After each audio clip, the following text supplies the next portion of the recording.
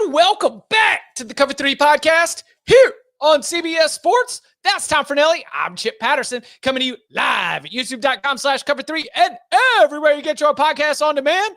Thanks for hanging out. Smash that subscribe, smash that like, and come and join us in the chat, aka the Cover 3 tailgate, where, you can't quit Mizzou. That's right. I mean, we told you that. We have long explained. Missouri checking in at number 21 in the new college football playoff invitational selection committee favoritism rankings. We have not a lot of changes at the very, very top. We have a lot of shuffling in terms of where teams have fallen after a chaotic week 13. We have a line in the sand that I think we need to draw at some place in the rankings of where we think the realistic cutoff is for making the college football playoff. I would both as a team anywhere, but then also as an at-large. If you got any questions or any reaction, feel free to throw it in the Cover 3 tailgate. We appreciate all of you that are hanging out and watching live. So let's start with individually where we're at with the toughest decisions the committee had to make. Because to me, the toughest decisions that the committee had to make was where to re-rank or slot those top teams that lost. And specifically, I'm looking at Indiana, I'm looking at Alabama, and I'm looking at Ole Miss. Let's start with the Hoosiers. The Hoosiers fall to 10. They are 10-1. That has them between 10-1 SMU and 10-1 Boise State. They are still behind 2-loss Georgia, 2-loss Tennessee. They are ahead of 2-loss Clemson and 3-loss Alabama. Do you feel that's an appropriate ranking first? And then if this is more interesting, do you feel like this is a comfortable position?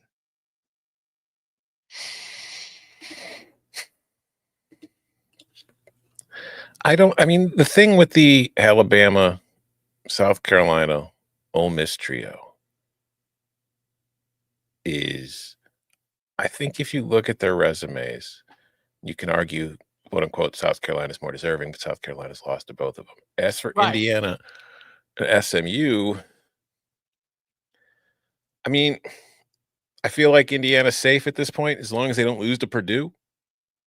Because when you look at what's below them, let's see, Boise, that's just a G5 thing. Clemson's at 12, South Carolina's at 15. They're playing each other, so one of them is going to knock themselves out of the picture. You've got your Big 12 champion, both of whom are ranked below them. I just feel like as long as Indiana beats Purdue, there aren't enough teams in the mix to jump them. Mm-hmm. So I feel like Indiana's safe. Because that's the worry. If you are an Indiana fan who's watching the Cover 3 podcast right now, who's listening to this on Tuesday night or Wednesday morning or sweating over this in general, the concern was, what are they going to do to Indiana? What are they going to do to my favorite football team? Are they going to put us in a position where we can't do anything else? Because when you're playing Purdue and when you're out of the Big Ten title picture, you can't do anything else. You can't do anything to improve your stock. At 10, with Georgia already in the SEC championship game, mm-hmm. with Tennessee out of the SEC championship game, Alabama out, Ole Miss out, South Carolina out. It's like there's only but so much work that can be done. I think Texas A&M is the only enemy. Yeah, because if Texas A&M beats Texas, you'd still think Texas gets a spot. Right. But if Texas loses to A&M and they're 10-2, then you get the 11-1 versus 10-2. You start comparing resumes, and it's not like Texas is incredible, but it's also working in Indiana's favor is, like, if Clemson beats South Carolina, maybe Clemson jumps Indiana in the rankings, but that means one of SMU or Miami won't be in, because I don't think that the ACC would get 3 teams in. So it kind of opens up a spot either way. So no, I do think Indiana's only real fear is Texas A&M at this point. Okay, so what about let's talk about that Alabama Ole Miss. They both land at 13 and 14. Has the door shut on both?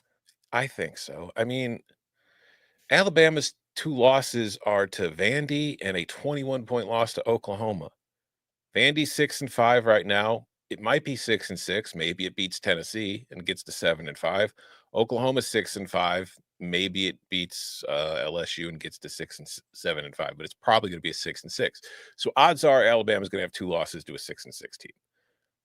If a 3-loss team with those 2 losses gets in, give up on this thing. They've told you what the purpose is in year 1. It's just because the name Alabama is on that helmet. That would be the only reason that they would put them in. If you're Ole Miss, you've lost to Florida, which is a better team than its record, but it is still a 6-5 team, and it probably will be a 7-5 team after it plays Florida State. And you lost to Kentucky, which is currently 4-7. Your win over LSU, or you've lost to LSU, that's only gotten worse. You have the win over Georgia. That is huge. That carries a lot of weight. It's just your second best win is South Carolina. If South Carolina loses to Clemson, that kind of sinks that one a little bit. I think Ole Miss is toast, and I think Alabama's toast. I think they're both toast. I think they've only got them there this week because they could just still keep them there. It doesn't really impact anything, and it allows them to push other decisions to next week. Here's the problem.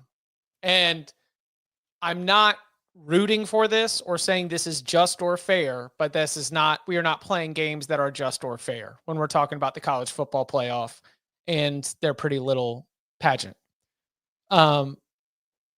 Alabama does have things that the committee can point to justify decisions. So follow me here. South Carolina beats Clemson.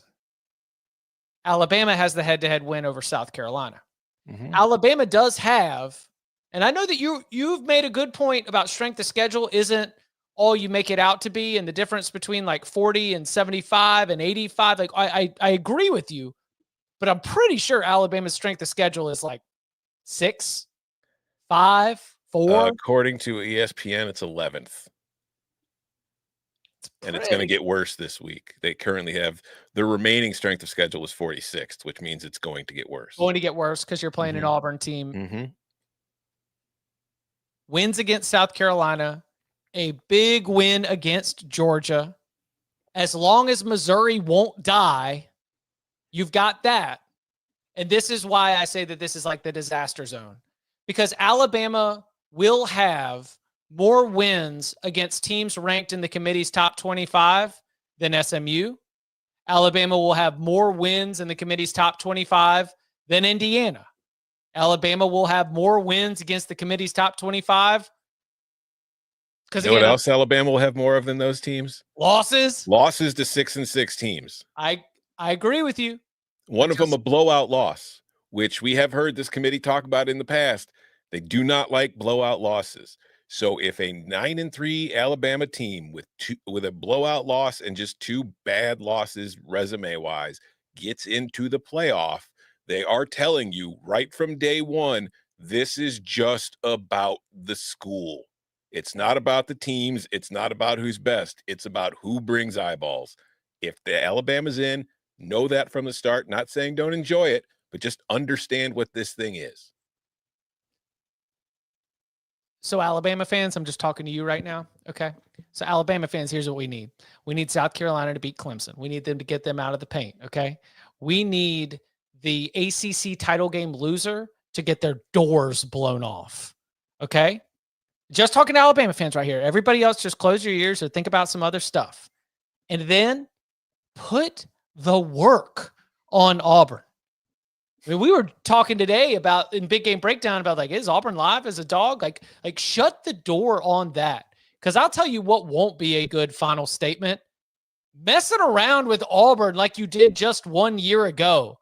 Don't need some Jalen Milroe gravedigger miracle play on 4th and a mile to convince the committee that you need to be in there. But go in there and beat the brakes off your rival to cleanse out that awful ass performance in Norman and then get some of those other good results. And you might have a chance there. But in terms of a matter of like principle or what I would pick, I would say the door is shut on Alabama. I'm not going to predict that though. So we'll see. I'm not guaranteeing it. I'm just telling you what it means if they're in. I'm not, to be fair, I was just, we have a lot of Alabama fans, and I'm not saying it's right or wrong. I just don't think, I think there is a world that you can paint that still has the door open for Alabama. I do think that Ole Miss is probably cooked. I would imagine so, yes. Yeah. All right. So as you look a little bit further down, so we are saying you've got a very good point. We'll say that is South Carolina as an at-large cooked? No. Okay. I think that a win over Clemson would then give them, let's see, they'd 'Cause have then the they'd win be over jumping. Clemson, they'd have the win over Missouri, they would have the win over A&M. So it would help them if A&M wins. But the one thing they don't have is a bad loss. And I think just based off of history, that's one thing we've kind of learned. And again, the committee changes, so you can never be 100% sure. But the precedent that has been set for the most part is that if you lose to the right teams, they're forgivable. It's the losses to the teams that you're not supposed to lose to that they don't forgive you for. And South Carolina doesn't have one of those. Like they did have the 24-point loss to Ole Miss. Was it the LSU game where Sellers got hurt? Yeah. So the committee has mentioned before they take stuff like that into consideration. I think South Carolina still has a chance if it beats Clemson because it will give them another really solid win that kind of helps offset those quote unquote good losses. Whereas Alabama has 2 terrible losses and Ole Miss is just doesn't have any really incredible wins at this point outside of Georgia. Even though South Carolina would be jumping, because here's the thing. I think South Carolina in current form, I was just on CBS Sports HQ with our colleague Brandon Marcello, and he was referencing, he said, now that we're expanding this, I think that we should take some lessons from the college basketball selection committee. And he referenced how there was a time, not even all that long ago, where the committee had on their team sheets your last 10 games record, a current form type metric. And if we're going to expand this thing, South Carolina, right? Like South Carolina lost to Alabama in a very close game. South Carolina has been playing like the better team than Alabama right now. Mm-hmm. They've won 5 straight games. Their quarterback is healthy. They're hot. And if they finish that with 6 straight games and beat Clemson, then a recent form metric would give the Gamecocks a license to jump ahead of not just 1, but 2 teams that it lost to this season.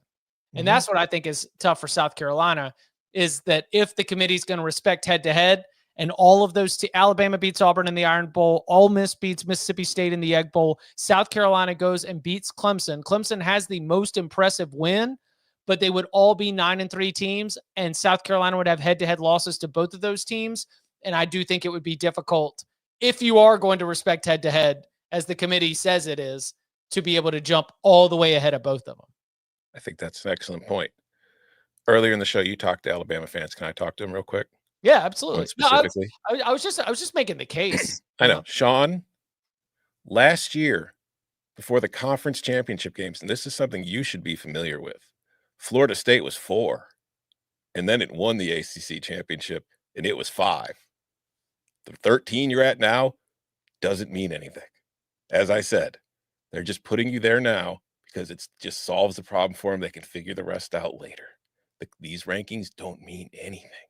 I hope that helps. It's, it's a snapshot. It is actually, we should start calling these, instead of rankings releases, vibe checks.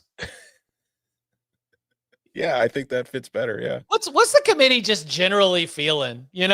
It's like there are 0 strict rules about how they rank these teams. There are like 0 accountability in terms of showing your ballots. There is 0 that we can actually pin on the committee. These are not rankings release. These are vibe checks. Just like, sure. This is kind of like where we're at right now. Mm-hmm. We'll see. I mean, they don't really. Maybe it's just getting to know each other. They don't even have to make any real decisions until December 7th. Yeah. It's freshman orientation. Come on. Finals aren't for another couple weeks.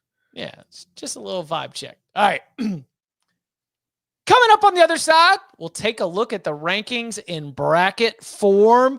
see how things are looking, see what can be done in the week ahead, week 14, all that and more. Next.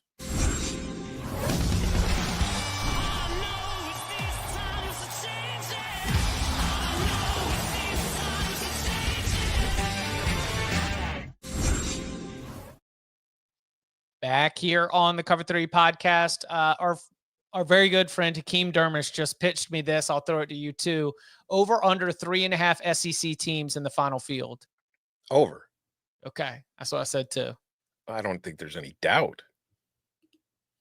I mean, you're going to have Texas. You're going to have Georgia. You're going to have Tennessee. Assuming they win out. Because we all saw what happened last week. So we shouldn't assume a damn thing. There's still a lot of these games that could lose. But I think you could be, if you're Georgia, Tennessee, and Texas, you all feel pretty safe assuming you win. And then, depending on what else goes on elsewhere, it's going to be either Alabama, Ole Miss, South Carolina, or Texas A&M. Or maybe even Missouri. No. Missouri may be the tramp stamp that I can't get rid of, but they ain't making the playoff. Listen, why did I say South Carolina has a chance? Because what don't they have? A bad loss. A bad loss. Okay, well, Missouri's got 2 blowout losses, but they were to the right team. Damn it. So they beat Oklahoma, and I don't know if you know this. Oklahoma beat Alabama. Yeah. They beat Auburn. You know who Auburn beat? Texas A&M. That's right. They beat Vandy. You know who Vandy beat? Alabama. I'm just saying. Missouri's got a case. So my argument was you still have 6 teams that have a shot at it. I could see especially with so many other things that could happen. You know, there's an SMU loses to Cal world. Mm-hmm. There's a Miami loses to Syracuse world. There's a Miami loses to Syracuse There's world. A Clemson loses to South Carolina world. The ACC could be just down to like just to the champ. Yeah. And that conference champ might not get a bye if things go poorly this weekend. Whoa. That would be bananas. Think about it. If Miami is Arizona State going to roar all the way up out of here and be able to jump ahead of we're SMU galaxy braining right now because that's all this stuff is. But think about it. If Miami loses this weekend, say they go to Syracuse and they just get pasted. All right. So they've lost. Then Clemson's into the ACC championship game if Miami loses Syracuse. SMU is locked. Exactly. So now they're 10-2. They've got a horrible loss to Syracuse. They've got not a pretty loss to Georgia Tech. And then their best win is Louisville, Florida. What's their best win? They're no guarantee to get in. So then it comes down to the winner of the ACC, which would be either Clemson or SMU. I think one of those is still going to get a bye, but you never know. Whew. So yeah, there's a shot. We're gonna really galaxy brain this thing. All right, let's take a look at the bracket as it looks right now. Of course, all of this is set to change. You would have Tennessee and Georgia. They've never played before. No. Playing in Athens. You would have Arizona State and Ohio State in Columbus. You would have Indiana and Penn State. Thank goodness. In Happy Valley. And you would have SMU and Notre Dame in South Bend. This is, again, based on the playoff as it is set up right now. Oregon, Texas, Miami, and Boise State, you know, the highest ranked teams right now, not necessarily the projected winners of those conferences, but if they were to win their conferences, they would be there. If this was the bracket, how would you see it playing out? Georgia beats Tennessee. Ohio State crushes Arizona State. Penn State, Indiana is a coin flip to me, to be blunt. I don't know. And the winner beats Miami. Yeah, I think there's a decent chance of it. I think Notre Dame beats SMU. So now we go to the second round. I think Oregon's a favorite or Georgia's a favorite over Oregon. I would agree. Um, Especially at neutral. I mean, it might be 2.5, like 2.5 to 3, but they would be favored. I would go Georgia over Oregon just for this exercise. Ohio State beats Boise. I think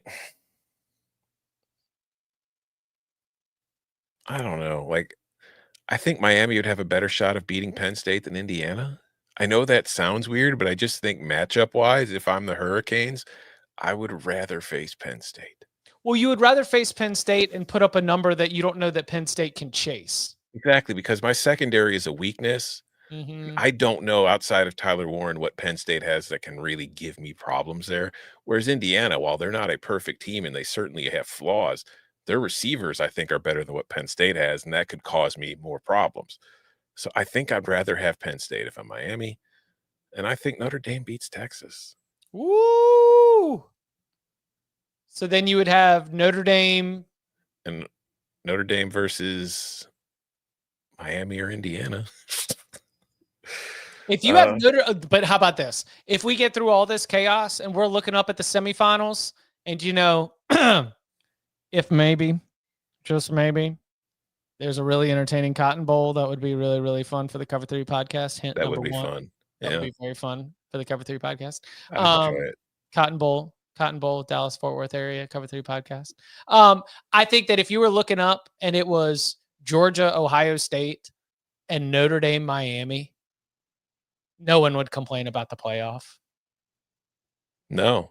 You just be like, this is incredible. Oh man, we're looking up and we got a Final Four with like the old Catholics convicts rivalry reunited. We got Georgia and Ohio State in a semifinal after they played a classic just a couple years ago. That'd be the good stuff right there. Ohio State gets them this time though. You think Ohio State would get them this time? Yeah, Carson Beck under pressure, and the Ohio State defense. I think that would get Georgia. I think Ohio State wins that game. I think their offense is better. I think their defense is slightly better too. I just think Ohio State's better than Georgia, so I'd give Ohio State in that one. I'd have Notre Dame beating Miami. And then it's Ohio State and Notre Dame in the title game. Congratulations to 2024-25 national champion, Ohio State Buckeyes. Yeah, I was about to say, after all of that heat that you've taken from just perhaps suggesting that Notre Dame hasn't played a good passing attack and that their injury to Benjamin Morrison might be problematic, if you pick Notre Dame over Jeremiah Smith, then that was going to shock me. It's going to be a problem. I mean, Miami could be a problem for them in that matchup too, but this is all theoretical and it's easier. Yeah. It's more fun than just going chalk. Yeah, it's of course, as we've said, going to be changing a lot here, not only after this coming week, but after the week ahead. So here's on a scale of 1 to 5, 5 being upset alert. Okay. I'm going to run through some important matchups for week 14. You give me a 1 to 5. Oregon, Washington. 2. Ohio State, Michigan. 1. Penn State, Maryland. 1. Notre Dame, USC. 3.5. Miami, Syracuse. 4. It's Miami. Yeah. Tennessee, Vandy. 3.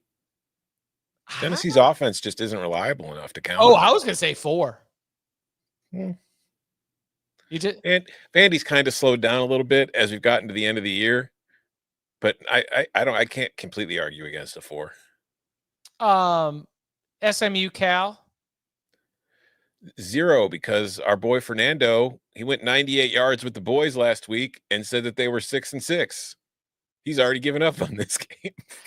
I mean, you got to think hangover.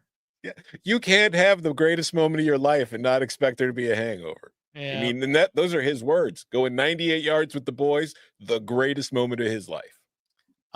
Indiana, Purdue. God, please.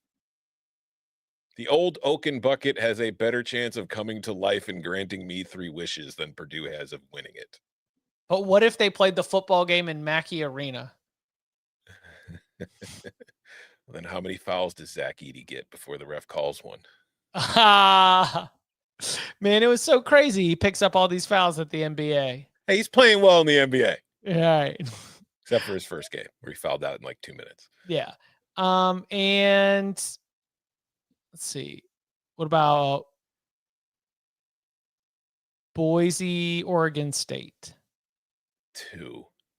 I would have had that higher if Oregon State hadn't just beat Washington State in like thrilling fashion. Mm-hmm. My buddy Joe Giglio always likes to say in college football, everyone has a Super Bowl. And you don't usually have 2 Super Bowls. And so Oregon State Super Bowl was beating Washington State. We didn't even get to talk about the game on a Pun Further review. And I mentioned even on the instant reaction show, I didn't really get a chance to watch a lot of that. That was an awesome game. It was a really fun game. It's a really, really fun game. Mm-hmm. Like, Washington State didn't just totally crap their pants. Oregon State had to go and win it, and Oregon State went to go win it. It's the most life and like excitement we saw out of the Beavers all season long.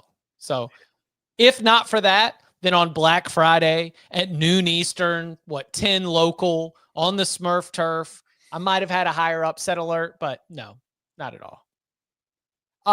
Mark in the tailgate says, talk about Texas A&M. I'm not putting that as an upset alert type game. It's mostly evenly matched. Yeah. So it's a mostly evenly matched game. I was just trying to pick out the games that would be like real stunners, a spread of more than a touchdown or so. All right. So those I'll are give you some more upset alerts if you want. Yeah. I'll give Mississippi State a 4 because it's the Egg Bowl and it's their Super Bowl, and Ole Miss is down bad. Vibes are low.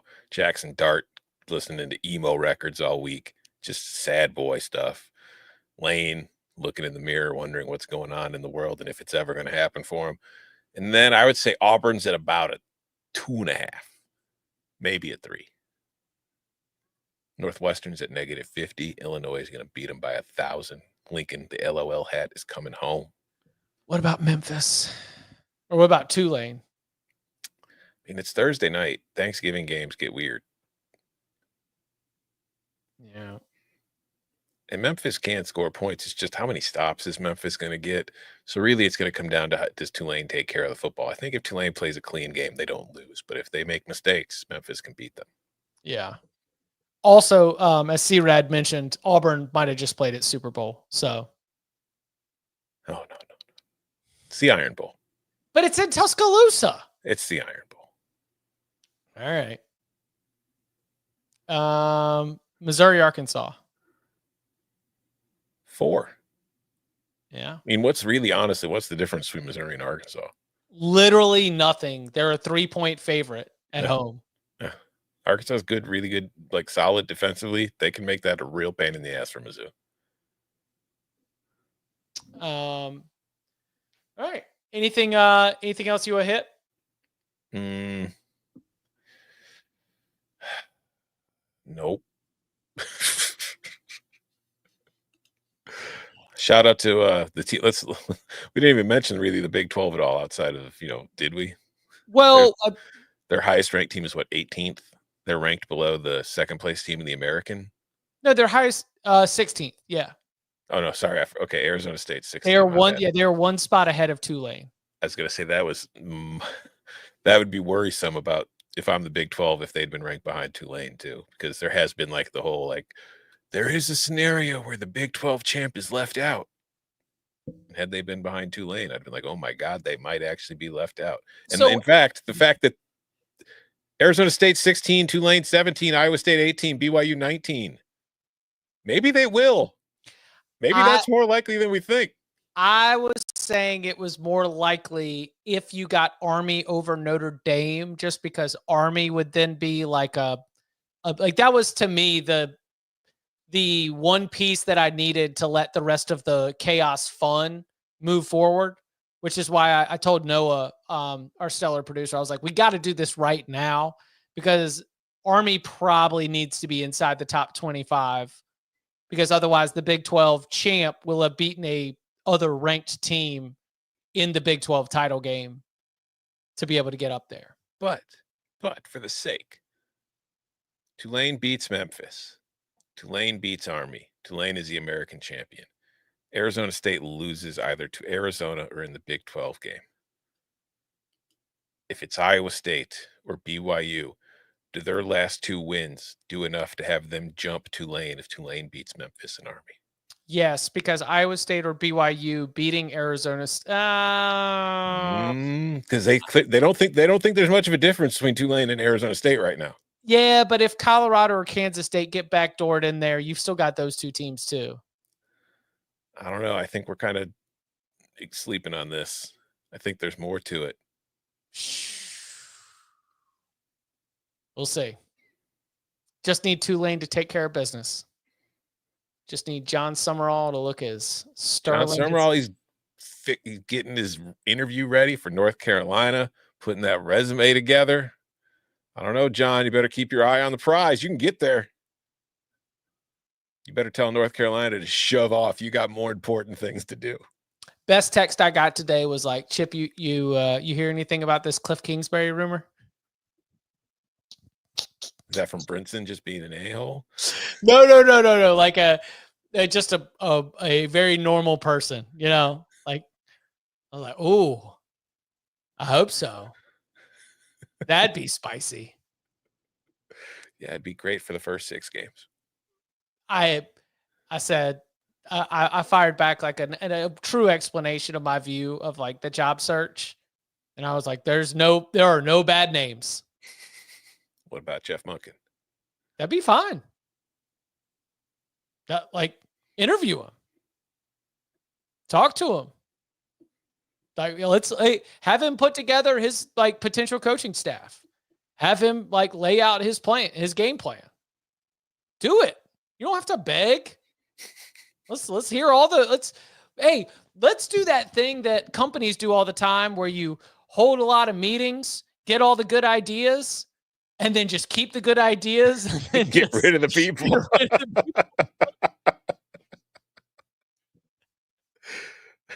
It's just a brainstorming session. We just want to. Yeah, come on, pitch it to me.